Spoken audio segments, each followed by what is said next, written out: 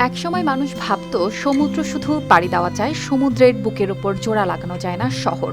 উত্তাল ঢেউ, গভীর পানি, ঝড়, জোয়ার সবকিছুই যেন বলে দিত এখানে রাস্তা বানানো মানুষের কাজ নয়। কিন্তু সেই অসম্ভবকেই বাস্তবে বদলে দেখিয়েছে চীন। হাজার হাজার কোটি টাকা খরচ করে সমুদ্রের ওপর ও নিচ দিয়ে তৈরি করেছে এমন এক বিশাল সেতু, যা আজও পৃথিবীর সবচেয়ে বিস্ময়কর প্রকৌশলগুলোর একটি। এই সেতুর নাম হংকং জুহাই ম্যাকাও ব্রিজ, বিশ্বের দীর্ঘতম সমুদ্র সেতুগুলোর একটি। এটি যুক্ত করেছে হংকং, ম্যাকাও ও চীনের জুহাই শহরকে। যেখানে আগে এক শহর থেকে আরেক শহরে যেতে প্রায় 4 ঘন্টা লাগতো, এখন সেই পথ শেষ হয়ে যাচ্ছে মাত্র 30 মিনিটে। তবে এই ব্রিজ শুধু একটা সেতু না, এর ভেতরে লুকিয়ে আছে এক বিশাল প্রকৌশল যুদ্ধের গল্প।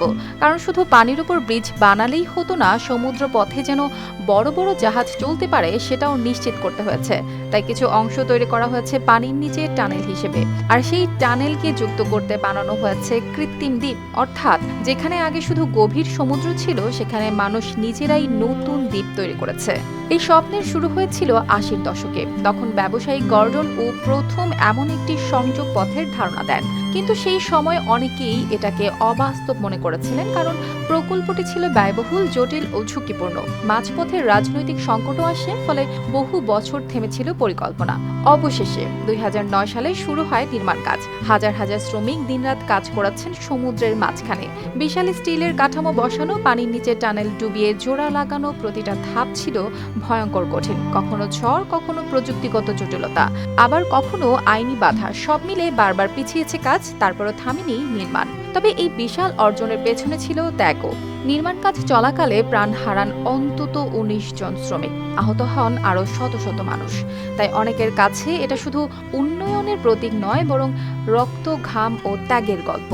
2018 সালে অবশেষে চালু হয় এই মেগা প্রকল্প। তবে বিতর্ক কম হয়নি। পরিবেশবাদীরা অভিযোগ তুলেছেন এই নির্মাণের কারণে আশেপাশের পানিতে বিরল সাদা ডলফিনের সংখ্যা কমে গেছে।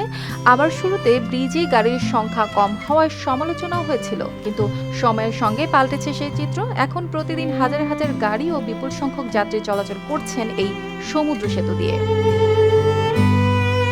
অর্পিতা জাহান, RTV।